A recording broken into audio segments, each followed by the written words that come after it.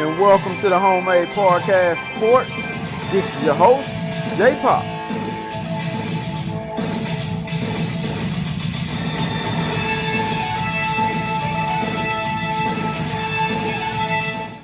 And welcome back to the Homemade Podcast of Sports with your host, J Pops.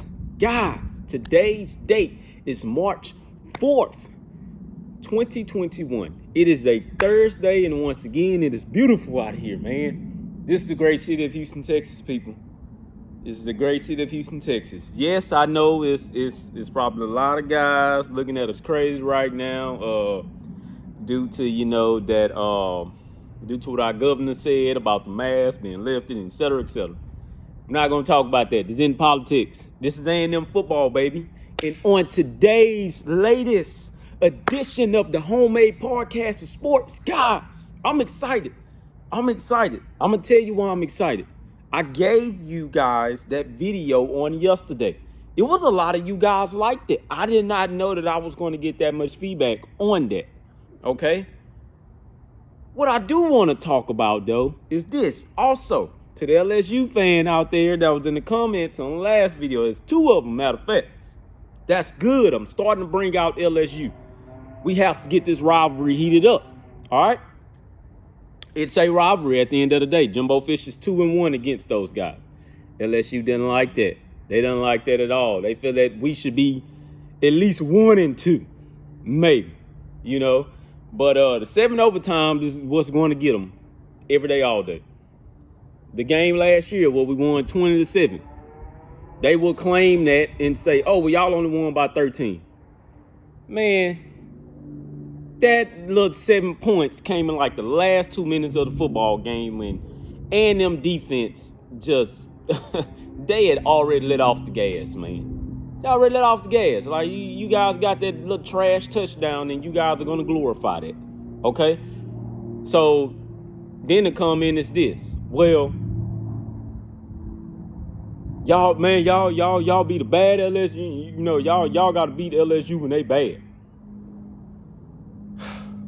Oh, and then when I heard, hey, well, man, the Aggies are obsessed with LSU. Who in the hell said that we're obsessed with Louisiana? That's Louisiana, man. We're in Texas. We're on the other side of the state line, man. This is Texas.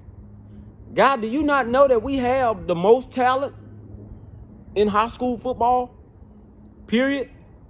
I'm gonna say that once again. Texas has the most talent in high school football. Period. Understand what Florida is doing over there. Florida has a lot of academies. You better not come on here and say Texas got a bunch of academies. Oh, they playing academies out. No, we're not. You only heard a couple of academies out there in Austin, Texas. That's about it. That's where most of them are in Austin up there, man. So stop it. Stop it at the end of the day. This is all literally high school. You know, this is high school. Our coaches in Texas get paid the most money. I'm talking about high school football coaches. They get paid the most money out of any high schools in the United States. So stop it, man. We breed NFL talent out here. All right, Drew Brees, he's from Texas. Andrew Luck, he's from Texas. Need I keep going? All right then. Anywho. So, yeah, I heard it all, too. Oh, man, y'all got all that talent out there in Texas, in those Texas schools. Talking about the University of Texas and Texas A&M. Man, you got no championship to show for you. You only got that many championships, blah, blah, blah, blah, blah. I've heard it all already. Well, I'm here to tell you this. Things are about to change. Things are changing. I know you guys don't want to believe that, but you guys are. All right? So, look here, man. This is what I want to talk about. On that last episode, I said, is Texas A&M a legitimate threat to that team up there in Tuscaloosa and that team in Louisiana? I got a lot of feedback saying yes. I got a lot of feedback saying no. I'm excited, man, because I just sat down and I just finished the first half of it. I've now gotten myself into the rhythm of rewatching the whole 2020 season to, see what needs to be worked on, et cetera, et cetera. Now I'm in a game where they're playing Alabama. I'm watching that game. That game should have been way closer than what the score came out to be. I'm going to say that once again. That game should have been way closer than what that score came out to be. Do you not know that if we would have made a couple of more plays, limited our mistakes, that game probably at the end of the day maybe would have still been won by that team in Tuscaloosa, but it would have not been that blowout victory. They may have won by like 10 points, maybe 7 if it was just no mistakes, stuff like that. But as I was watching the first quarter, man, and I just want to give my Aggies out there, my Aggie alums, my Aggie fans, everybody out there, man, just a sense, just a good grade of momentum going into 2021. Also to the football team, because some of these guys watch these podcasts too, man. I want to give you guys some momentum into 2021. Don't take this the wrong way. I'm not trying to hype up my Aggie team because that's just who I'm a fan of. No, I'm giving you some real facts, man. I'm giving you some real facts. As I was watching that game, the first quarter alone was electric for that team in Tuscaloosa. Understand that? But that first quarter alone, if Kellen Mond, there's always that if word, right? Nobody likes to hear that. But if Kellen Mond would have thrown those balls on those seam routes to, I believe Cam Brown was the first target. And if you guys can go back and rewatch it, man, I think we were on like our second drive because we had got off the field on the first drive and we got the team in Tuscaloosa off the field in the first drive also. So the game was kind of turning out to be good.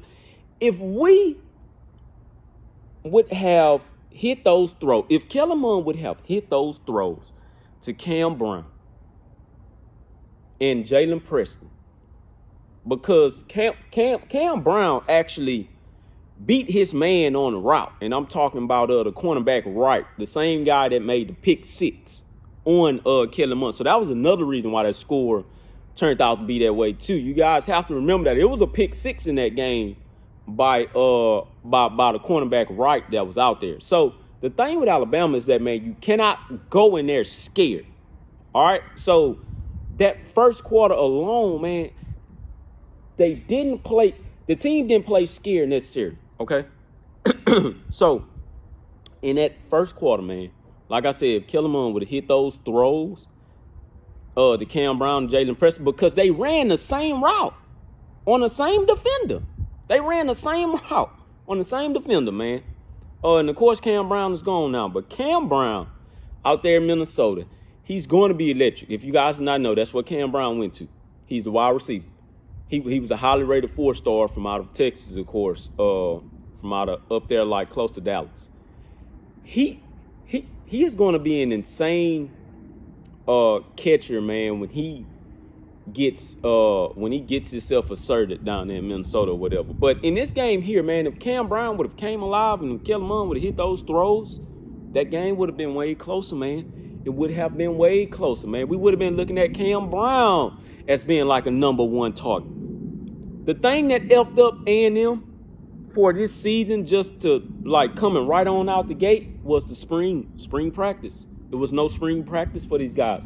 So Kellerman was out there, but Kellerman did not have a rhythm with not anybody on the field. Not even Jalen Watermeyer. He didn't have a rhythm, man. It was not a rhythm at all. Once again, we go back to that throw. If he would have hit Cam Brown on that seam route, if Kellerman wouldn't have thrown that ball so high and just would have thrown it right here in the chest, Wright wasn't turned around. Wright was not turned around.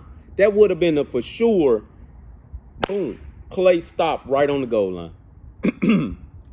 Once again, go back to Jalen Preston. So when Kellen was throwing up the ball, he was kind of looking for those receivers to make a play. But you can't throw the ball that high, especially the freshman wide receivers. You know what I mean? It's only a handful of freshman wide receivers that can come in and change the game around. All right?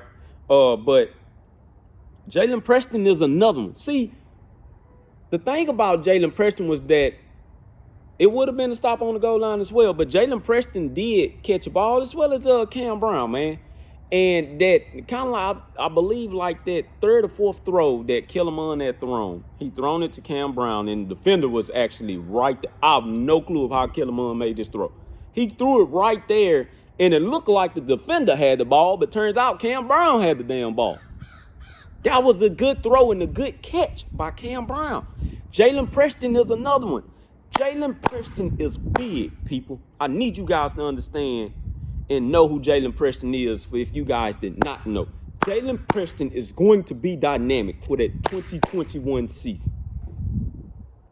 To you fans that's out there listening, and to you guys for the team in Tuscaloosa and the team out there in Baton Rouge, I need you guys to understand who Jalen Preston is. Jalen Preston is a big, tall, lengthy, athletic, but big, by the way. I'm talking about like stocky like Bill, but he's tall. That guy is going to be dynamic with Haynes King. You mark my words on that. Haynes King and Jalen Preston will have a rhythm. Demus is going to be out there. I looked at a route that Kellerman had to hurry up and throw because of the simple fact that Demus got locked up with a defender. If he wouldn't have got locked up with that defender and he just would have kind of beat him on the line and took off downfield, if Kellerman would have had time to sit back there and progress his throw and throw that ball to Demus, Demus would have been down that sideline and for a touchdown. Okay? So, once again, it's question marks at wide receiver when it really shouldn't be. It shouldn't be a question mark going into the 2021 season at wide receiver. Jalen Preston will be a damn good wide receiver for 2021. Mark my words on that. Chase Lane will be the guy that's a threat because you will not know where he's at running those slot routes. Okay? Caleb Chapman, we already know about him. That ain't nothing to discuss about him. The guy that actually looked good in that game, and he was wide open, man. And once again, shout out to Kellerman. Kellerman was the one that tied that game up when it was down. We were down by 14, and all of a sudden we scored 14 unanswered points. I need you guys to go back and watch that video. Yeah, it's a blowout game. It turned out to be like 52 to 24. But I need you guys to understand what all happened in that game for that score to turn out that way. The guy that impressed me the most, and this guy played scared throughout the whole game because Spiller actually got kind of shut down that game. You know, he didn't have as many yards. The guy that stood out the most in this game offensively was Anaya Smith. Anaya Smith looked like a damn 5-star athlete out there running against 4- and 5-star talent, which was with the team in Tuscaloosa, all right, which was Alabama. You know what I mean? He looked like he belonged on that roster than a roster that he was actually on. That guy is a dynamic playmaker, and he's going to be another guy that's going to make a huge impact. When I looked over to that sideline and I saw that bench, man, do you not know that that bench was full of talent, but that bench was full of freshmen and sophomores? This team is loaded. I'm going to say that once again, man. This Texas A&M roster is loaded for guys that's just ready to break out the cage. They're ready to break out, but they're also sitting back and they're letting themselves develop. And they're going to come out when the time is right.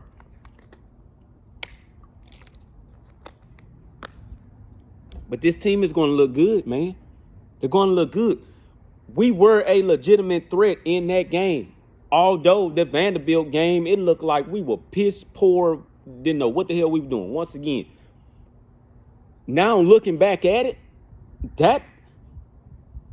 that not having a spring game really hurt this team, man. That really hurt this team a whole lot. Now it sounds like I'm making excuses, right? No, I'm giving you facts, though, man. That spring game hurt this team a whole lot. I wish we would have had that spring game, man, because that spring game hurt. That hurt because it looked like from the very first game with the Vanderbilt game, nobody knew who they were. Nobody knew who they were. Kellen Mond didn't even know who the hell anybody was. It looked like he didn't know. It looks like Kellen Mond, he knew the plays, but for the simple fact that damn near everybody, which was a wide receiver, was pretty much all new. Nobody knew where they were going. Nobody knew route running. Nobody knew anything, man. Let me rephrase that. They knew it, but when it came to actually being on the field and, you know, remembrance, they didn't. They wasn't fun to what they were doing. It was like, oh shit, where am I supposed to be? Then we get to the Alabama game, and once again, like I said, I'm looking at it, I'm detailing it, and they still didn't know who they were. They didn't know who they were. They weren't lined up right. We had to use all 3 timeouts in the first half. That really kind of hurt us as well. But like I say, man, the guy that looked really, really good, and I'm going to go back to this bench, by the way, too. The guy that looked really, really good and he was not scared was Anaya Smith. Anaya Smith played like he'd been there already before. He played like he had already knew the playbook. But then look up going forward throughout the season, that was Anaya Smith, period. Anaya Smith didn't give up. Now, the thing that hurt him, the thing that hurt Anaya's, was that drop 4th down throw that would have potentially made that game 21-28 going into halftime. I hate that for that young fella. I hate that a whole lot. That would have been a 21-28 ball game. I honestly believe, and I can honestly say that, to all the Crimson Tide fans out there and to all the Crimson Tide football players in general, you guys know that I'm right about that. I believe that that Crimson Tide team was looking for a fight from A&M, but once they seen that the fight wasn't there and that it wasn't going to happen going forward, they just literally blew us out. They just went on a rampage of, okay, well, let's kill the game. Let's kill it. Let's kill it, man. Because whether you guys believe it or not, we had the talent to match up with them. We honestly had the talent to match up with them. And I'm not saying that to make you guys buy into it or believe in anything like, no, man, we honestly had the talent to match up with them.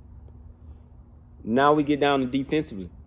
Defensively, well, we had the talent offensively. Hold on, but let me get back to that bench. When I looked on that bench, it was full of talent. The guy that I believe that we should have had out there playing, and I don't know what maybe was actually wrong with him or anything. And, of course, I'm going to say that because looking at throughout the season, he was damn good. I believe if A-Chain was out there, this ball game would have been a whole lot different. But once again, the team was brand new. The team didn't know what they were doing. The team didn't know what talent they actually had. Once again, I believe if A-Chain was out there with Isaiah Spiller and with Anaya Smith 3 deep, in the backfield, and Kellen Mond as a runner as well, that game would have turned out a whole lot differently offensively, man. That game would have turned out differently offensively. I will say that once again, that game would have turned out a different way. And it's nobody that can come in here and comment and say that I'm wrong for what I just said. I honestly believe that game would have turned out differently, man. I do.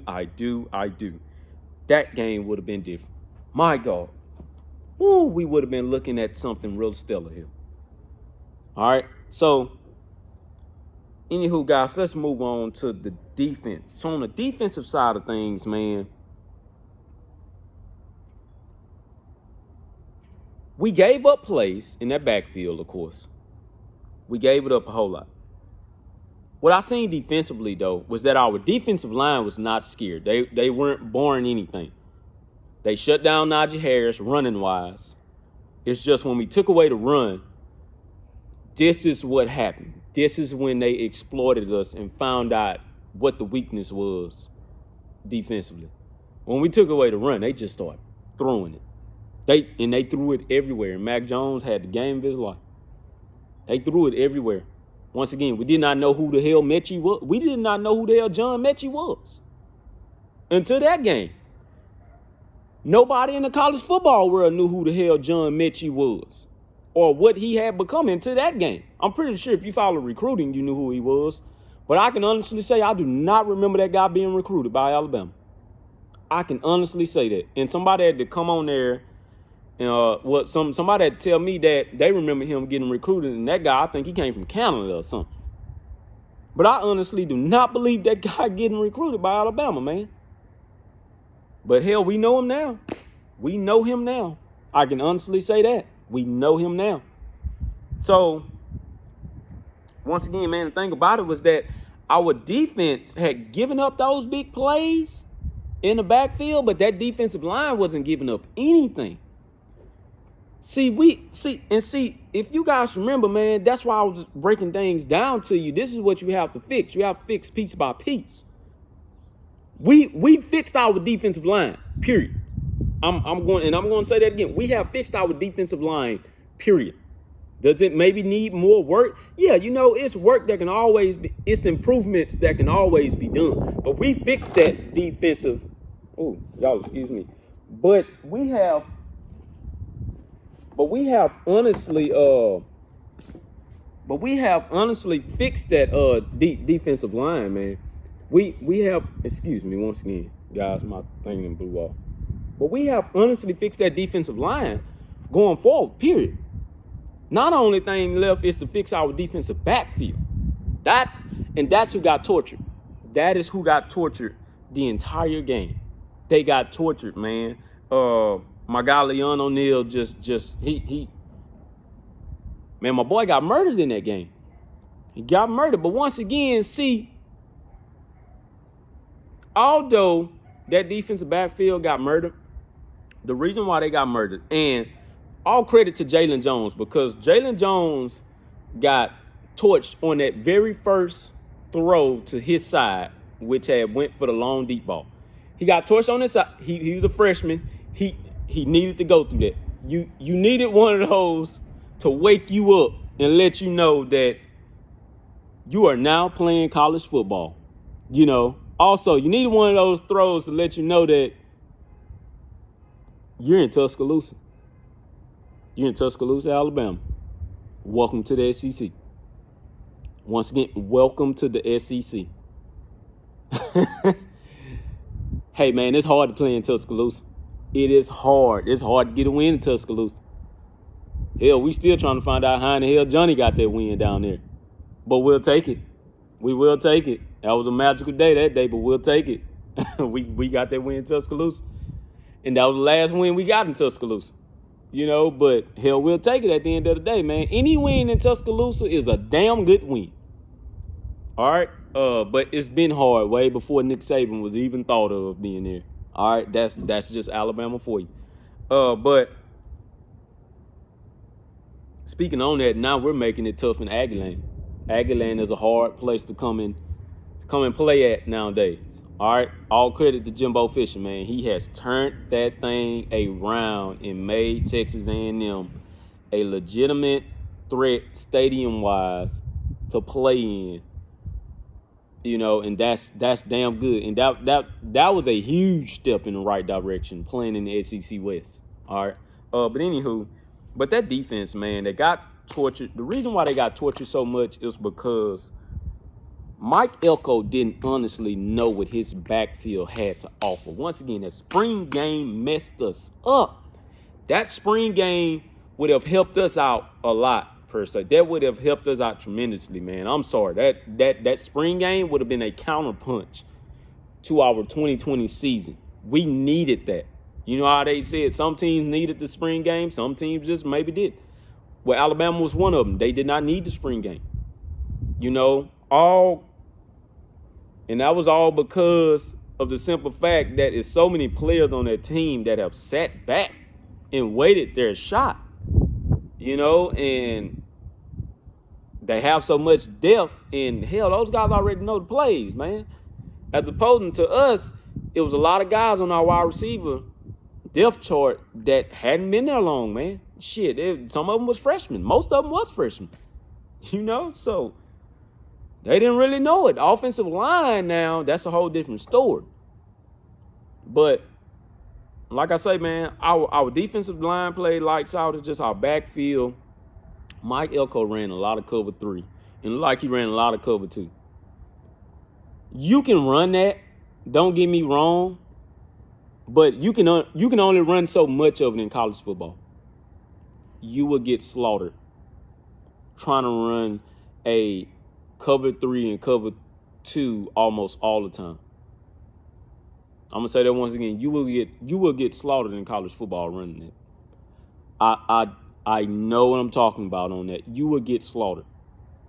You have to assert yourself, and you have to be willing to take a risk to run man with a 2-deep safety. You have to use all your corners in college football, man. I'm sorry. You have to use all your corners. You may not want to, but you have to use all your corners in college football because it is a mostly spread offense. You have to run it. You got to run it. Mike Elko got it. He got the message after the Alabama game, and after that, our defense started being killer. The backfield kind of still got hurt a little bit throughout the season, but he wasn't running the cover 3 and cover 2 as much. I can tell you that. He was running most of like a blitzing scheme, and he was running man coverage damn near the whole time.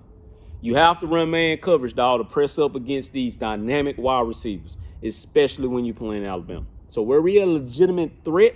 Yes, I believe so. Did we show that on the scoreboard? No, we did not. Did we show that defensively? No, we did not. Did we show it offensively? Yeah, somewhat up until the second half. Up until the second half, that was literally lights out, and that was it. We didn't have anything else in the tank. We didn't offensively nor defensively. Our defense just got hurt. They got absolutely crushed. But that was a wake-up call to that defense, and that was a wake-up call to Mike Elko himself to let him know that, man, you got to get your shit together ASAP. If you're going to play here, then you got to get your shit together. All right, but this is a very, very interesting topic, man. I just wanted to bring to you guys. I wanted to bring you guys some excitement into this 2021 season. Please be ready for this spring game because I'm ready. I am ready. I'm ready for this spring game. It is a new quarterback. Don't get me wrong, but I believe that Haynes King, which I've already kind of crowned as a starter, as well as about 50 to 60% of you guys have crowned him as well. I believe Haynes King will be the starter. Jalen Preston will be dynamic. Please watch out for that wide receiver. Damon Demas, I really don't need to talk about him because although you did not see Damon Demas catch the ball at all last year, I still believe Damon Demas speaks for himself, okay? I don't have to explain Damon Demas. He speaks for himself. Chase Lane, he will still be good, all right? Caleb Chapman, I do not need to speak on him. You guys seen what he had to offer just as well as I did. He can catch, all right? But I do believe that Haynes King will make those throws that we needed going to beat teams like Alabama, all right, and teams like LSU.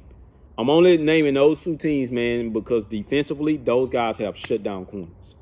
We already know this. Defensively, those teams have shut down safeties.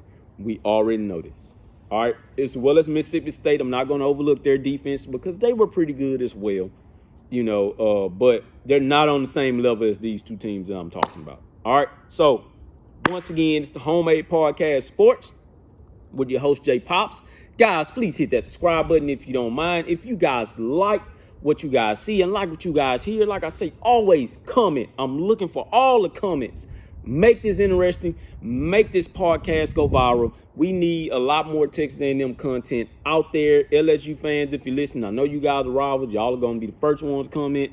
Bama fans, if you all are listening, y'all are going to be the second guys comment and tell us about how many national titles y'all got and how many we don't have. I understand that part. But we're on the way. We're on the way. We're a legitimate threat, and we have a legitimate shot at the college football playoffs and the SEC West and the SEC championship this year. All right? So you heard it here first. 2021 SEC West champs. Yes, I'm claiming that. Like I told you guys last year, we were only going to lose about one game, and it turns out what happened. I was right. All right. So it's the Homemade Podcast Sports with your host, Jay Pops. I love all of you guys. Hashtag Gigamaggots. And thank you guys for tuning in to the hashtag Homemade Podcast Sports. Please, guys, subscribe to the YouTube page and also follow me on Twitter at JPops, on Instagram at JPops, and also on Facebook at hashtag Homemade Podcast Sports. Thank you guys once again. Hashtag Gigamaggots.